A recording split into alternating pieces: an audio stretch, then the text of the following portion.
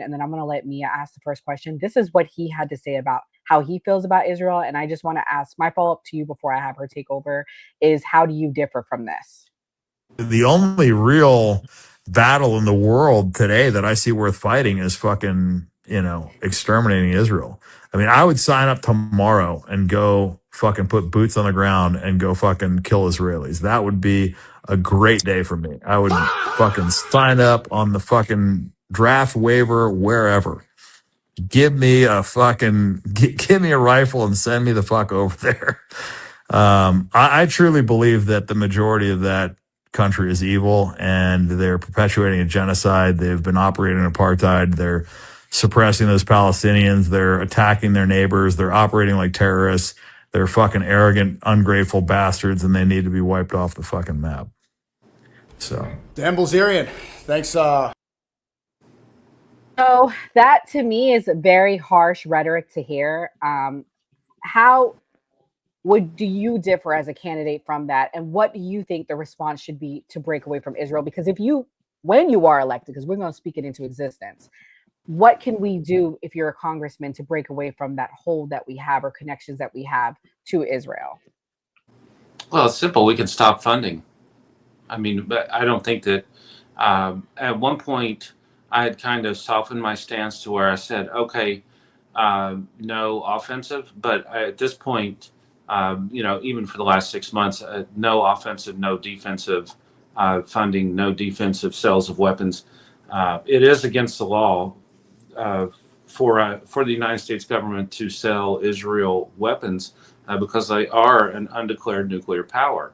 And, it's been just this week, there were 20 representatives from the House that sent a letter to the president stating just that IAEA inspectors should be allowed to go into Israel and see what type of nuclear weapons they have, because we don't know. I mean, we might, have, a file somewhere in a file cabinet of somebody knows, but general population, we don't have a clue, what type of firepower they have behind the scenes. That's not right. That's a fair point. Mia, what's your question?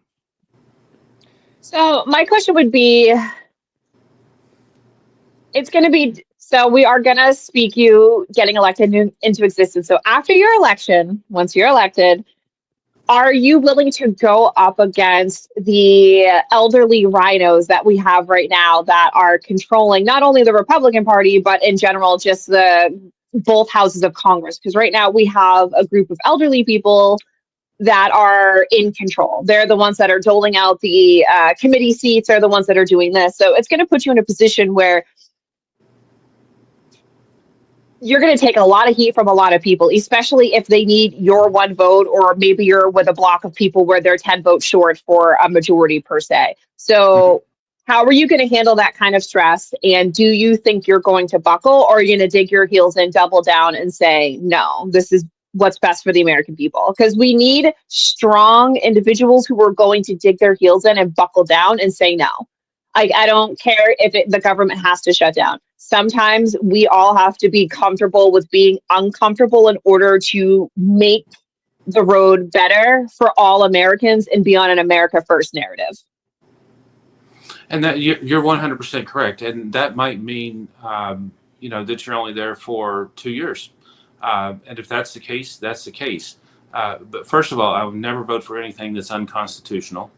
I will never vote for anything that goes against my morals, and I'll never vote for anything that I think goes against Floridians or the people of the 6th Congressional District. And to your exact point, yes, you have to dig your heels in. You see right now, we have basically one representative on the Republican side that has dug his heels in and said, no, I'm correct, and the other 434 of you are incorrect. And that's Thomas Massey.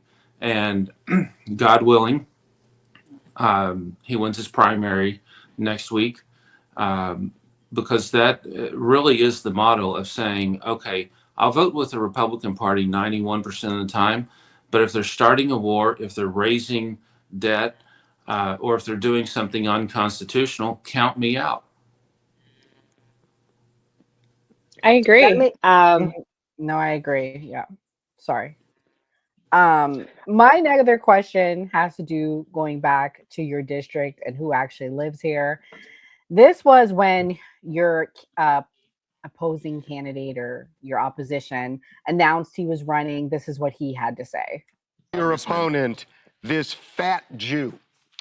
So he's not from Israel, but you called a guy in Florida this fat Jew. How is that not anti-Semitic? Well, he's a Jewish supremacist, and he puts Israel before America, and I think that he should be tried for treason. This fat Jew is anti-Semitic. Yes. Dan.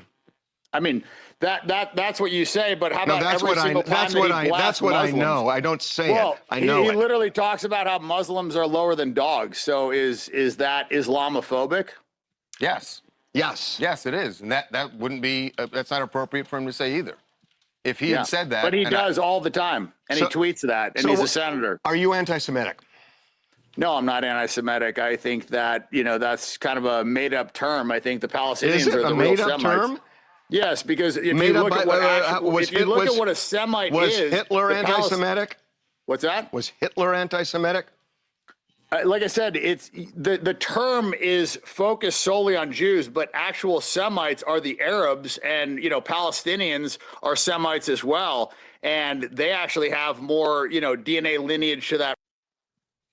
I can only take so much of him. So my question, bringing that up, is there's a rumor that he doesn't even live in the area. How can you run and you don't live in the area? Is that true? And tell me about the area that you're running for and the makeup of it.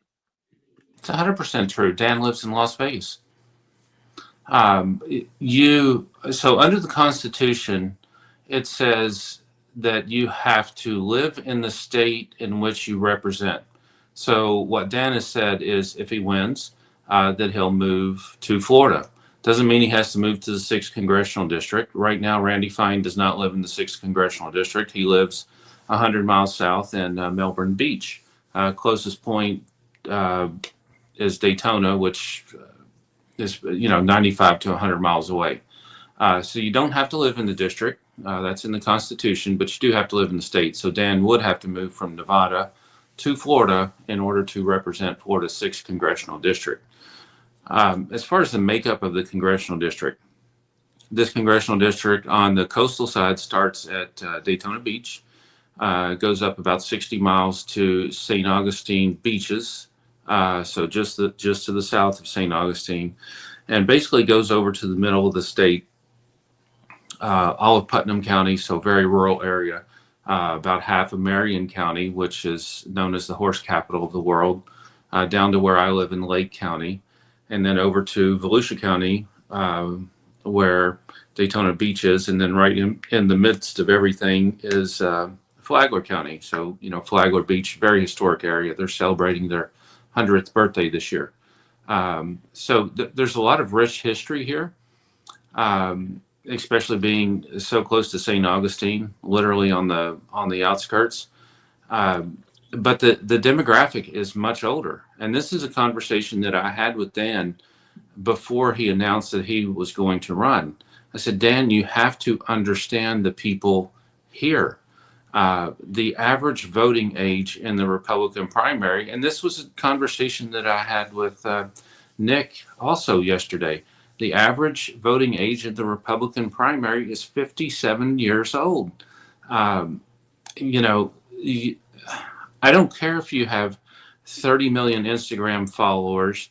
That makes no difference to anyone unless, somebody sent me a message today and they're like, is there any circumstance in which you would drop out and endorse Dan? I said, well, first of all, Dan isn't even registered to vote in Florida.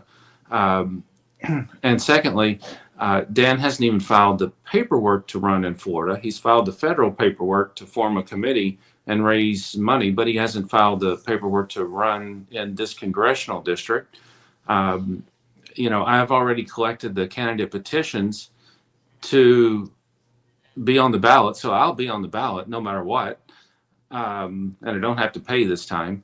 But I think it's a complete misunderstanding of the political system and this congressional district, and you're not going to reshape. You're not going to take an electorate that's 57 years old and switch that to 20 years old in the matter of 2 months. You have to be registered to vote by July the 20th in order to vote in the August 18th primary. And you have to be registered Republican. So unless, you know, him and his band of whoever are going to come down here and register 20,000 people a month in the next 30 days, and then 20,000 people again in the following 30 days. I mean, you're talking about trying to register, you know, 600 people a day for 60 days straight to get in anywhere close to the numbers that you would need in order to redraw the demographic of this congressional district. And it's, you know, it's simply not possible.